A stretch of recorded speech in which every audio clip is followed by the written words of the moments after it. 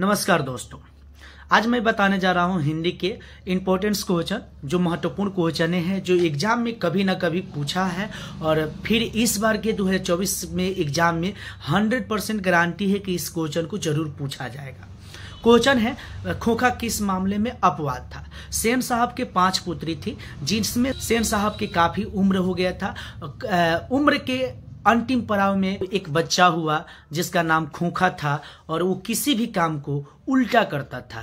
यानी अगर नई कार है तो उसका बत्ती फोड़ देता था, अगर द्वार पे गमला लगा हो, गमले में फूल हो तो फूल उखाड़ देता था। ऐसे तमाम गलतियां वो करता था, इसलिए उसको बोला गया था कि खोखा हर मामले में अपवाद था।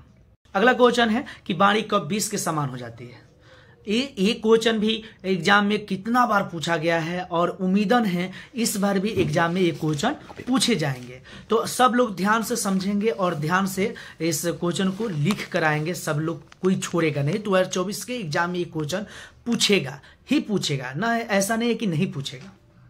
क्वेश्चन है कि बाणी 20 के समान कब हो जाती है? तो बाणी 20 के समान तब होती है जब कोई भी मनुष्य अर्थात कोई मानव इस धरती पर जन्म लेता है और राम नाम का जप नहीं करता है, तो वो एक 20 के समान उस बाणी को माना जाता है। अगला क्वेश्चन है, मां मंगू को अस्पताल में भर्ती कराना क्यों नहीं चाहती है? इस क्वेश्चन का आंसर ये होगा कि मां मंगू को सरकारी हॉस्पिटल में इसलिए भर्ती नहीं कराना चाहती है क्योंकि हर एक मां की ममता अनमोल होता है और वो मां होते हुए भी अपनी मंगू को ख्याल अच्छी तरह से नहीं रख रही हैं।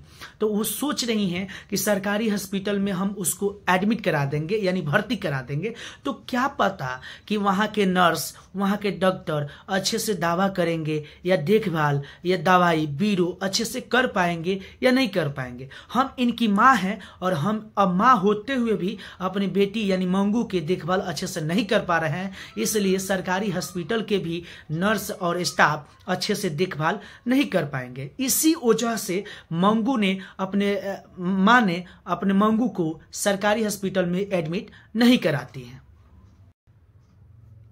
अगला क्वेश्चन है कि रंगप्पा कौन था और मगमा से क्या चाहता था? तो रंगप्पा गांव के जुआरी और आवारा लड़का था जो मगमा से दही बेचकर आती समय उसके साथ छेड़छाड़ करता था और वो जितने रुपये कमाई हुई है वो रुपया झपट लेना चाहता है।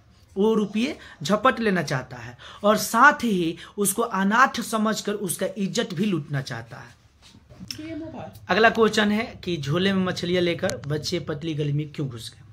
इस क्वेश्चन का ये क्वेश्चन हर बार एग्जाम में पूछ चुका है, फिर भी पूछेगा।